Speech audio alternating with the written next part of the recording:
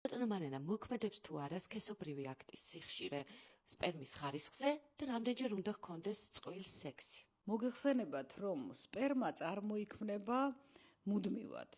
მისი სინთეზი, ანუ სპერმატოგენეზი ხდება სათესლე ჯირკვლებში და ეს მუდმივი პროცესია მამაკაცის რეპროდუქციულ ასაკში და არა მხოლოდ რეპროდუქციულ, 50, 60, 70 წლის ასაკშიც კი მამაკაცების სათესლე ჯირკვლებში წარმოიქმნება სპერმა.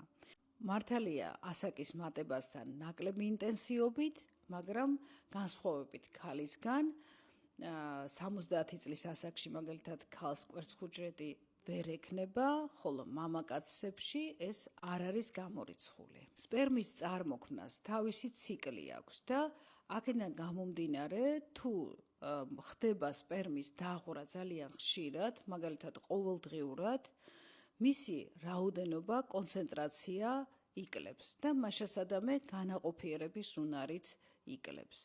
ეს არ ნიშნავს იმას, რომ თუ ყოველდღეა სქესობრივი კონტაქტი, ანუ ყოველდღე ხდება სპერმის გამოყოფა, ის ვერ განაყოფიერებს, მაგრამ შედარებით განაყოფიერების უნარი იკლებს. ზოგადად სქესობრივი კონტაქტის სიხშირე დამოკიდებულია ადამიანის ნებაზე, სურვილზე, მაგრამ მაგალითად თუ მოდის წყვილი, რომელთაც სურთ ორსულობის დაგეგმვა, ან თქვათ არ დგება ორსულობა გარკვეული პერიოდის განმავლობაში და ცდილობენ ორსულობის დაგეგმვას, ჩვენი რეკომენდაციაა, რომ სქესობრივი აქტი ჰქონდეთ 3-4 დღეში ერთხელ, მაქსიმუმ 6 დღე, მინიმუმ 2 დღე, ანუ კვირაში 2-3 სქესობრივი აქტი.